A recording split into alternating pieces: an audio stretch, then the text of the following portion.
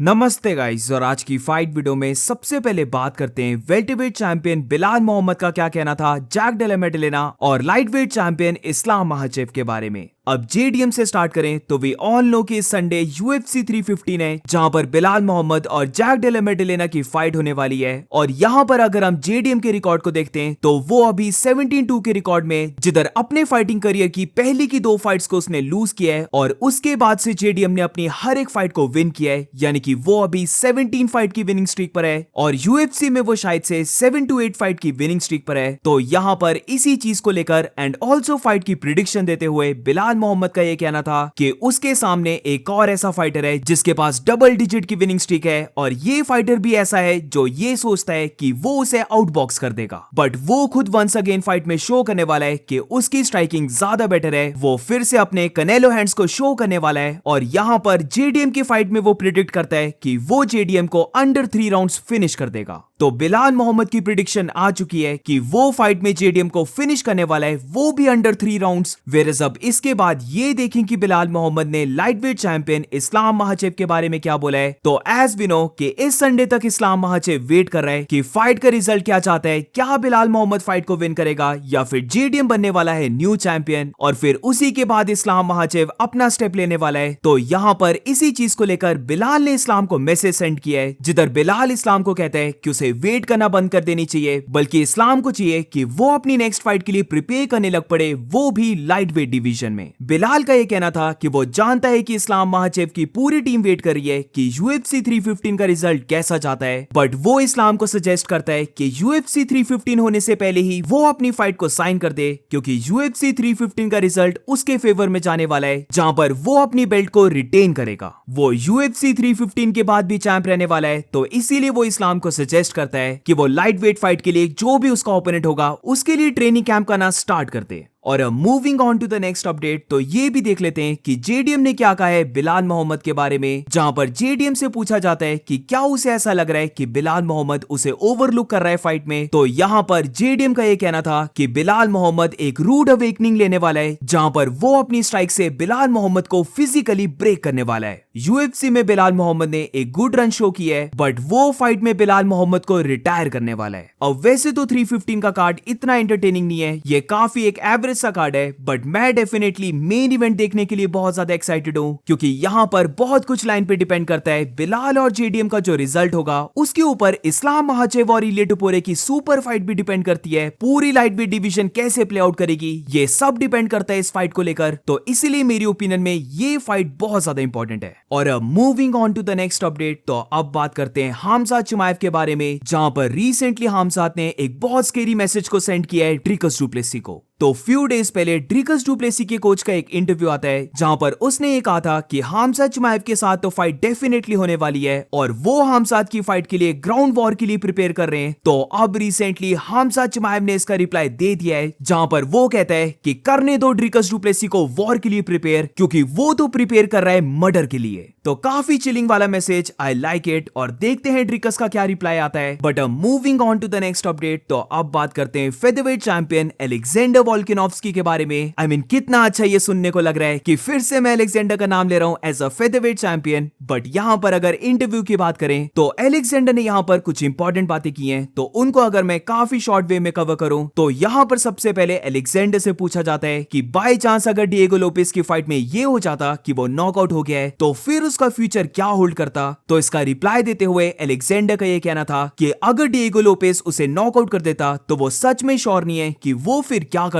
और बहुत सारे चांसेस रहते कि वो फाइट के बाद रिटायर हो जाता। वो तो खुद फाइट करना चाहता है, बट उसे अपनी फैमिली के बारे में भी देखना है, उसे अपनी बॉडी की भी सुननी है, उसने अपनी हेल्थ को भी देखना है। तो इसीलिए वो कंफर्म तो नहीं बोल सकता, बट वो डेफिनेटली फील करता है कि अगर डिएगो लोपेस ने उसे नॉकआउट कर दिया होता तो वो रिटायरमेंट ले लेता। तो थैंक गॉड ऐसा नहीं हुआ है, बट फाइट में डेफिनेटली ऐसी 2 बार मूवमेंट आई थी जिधर ऑलमोस्ट अलेक्जेंडर नॉकआउट होने वाला था, बट रियली हैप्पी कि ऐसा नहीं हुआ। और हम फिर से देख सकते हैं कि अलेक्जेंडर फेदरवेट फेदरवेट का चैंपियन है। अब इसके बाद अलेक्जेंडर वोल्कानोव्स्की अपनी नेक्स्ट फाइट किसके साथ करना चाहता है, तो यहाँ पर अलेक्जेंडर वोल्कानोव्स्की जो पहले से नाम लेता आ रहा है वही नाम लेता है, यानी कि अनडिफीटेड फाइटर मोवज़ार इवलोएव। अलेक्जेंडर का ये कहना था कि वो रियली लाइक करता है मोवज़ार इवलोएव की फाइट, जहां पर मोवज़ार इवलोएव अभी अनडिफीटेड है, तो वो मेक श्योर करना चाहता है कि वो उसके अनडिफीटेड रिकॉर्ड को छीन ले, यानी कि उसके जीरो को छीन ले। और ये फाइट वैसे भी देखा जाए तो उसके लेगेसी के लिए बहुत बड़ी फाइट है। अब यहाँ पर मोवज़ार की थोड़ी सी तारीफ करते हुए अलेक्जेंडर ये कहता है कि मोवज़ार इवलोएव एक काफी डेंजरस फाइटर है, वो फाइट बाय फाइट इंप्रूव होते जा रहा है, वो अपने रेज्यूमे को बिल्ड करे जा रहा है, और वो फील करता है कि उनकी फाइट के बाद भी मोवज़ार एक बहुत बड़ा फाइटर रहेगा, वो कुछ टाइम के लिए इस फेदरवेट डिवीजन का टॉप डॉग होगा। तो देयरफॉर ऐसे फाइटर के साथ वो फाइट करना चाहता है जहां पर ये उसके लेगेसी के लिए बहुत बड़ी चीज है। राइट नाउ अभी कुछ भी नहीं बोल सकते, बट समवट मैं 90% श्योर हूं कि अलेक्जेंडर की नेक्स्ट फाइट मोवज़ार इवलोएव के साथ ही होने वाली है। और रही बात याइर रॉड्रिगेज की, तो पर्सनली आई डू थिंक कि याइर रॉड्रिगेज की एक और फाइट बनती है करना, और उसी के बाद उसे टाइटल शॉट मिलना चाहिए। But end of the day let's see क्या होता है। और अब इसके बाद ये देखिए कि अलेक्जेंडर ने क्या बोला है फॉर्मर फेदरवेट चैंपियन इलिया टुपुरे के बारे में। तो यहाँ पर अलेक्जेंडर जरा भी रिग्रेट नहीं करता है, या फिर वो जरा भी एंग्री फील नहीं करता है कि इलिया टुपुरे के साथ वो रीमैच नहीं कर पाया। अलेक्जेंडर का ये कहना था कि उसके लिए परफेक्ट वर्ल्ड होता अगर वो इलिया टुपुरे के साथ फाइट करता, और फाइट में इलिया टुपुरे को बीट करने के बाद वो फिर फेदरवेट का चैंपियन बनता, तो ये उसके लिए बहुत बड़ी बात होती।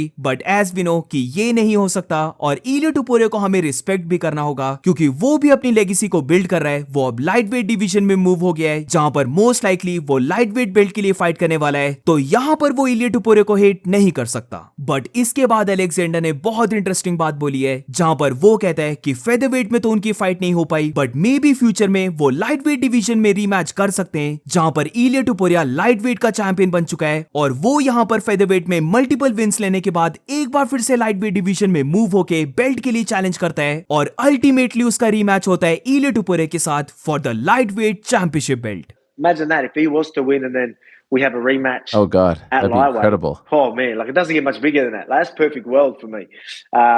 अब इसकी पॉसिबिलिटी है तो बहुत कम, बट इमेजिन अगर ऐसा हो जाता है, क्या क्रेजी सीन होगा ये दोनों के लिए, और फाइट का बिल्डअप भी बहुत बड़ा होगा, एंड ऑल्सो दोनों को एक बार फिर से फाइट करता हुआ देखने पर बहुत मजा आएगा। And that's it for today guys. आज की फाइट वीडियो में बस इतना ही। अगर तुम्हें वीडियो अच्छी लगी हो तो please make sure to like subscribe. मिलते हैं नेक्स्ट वीडियो में।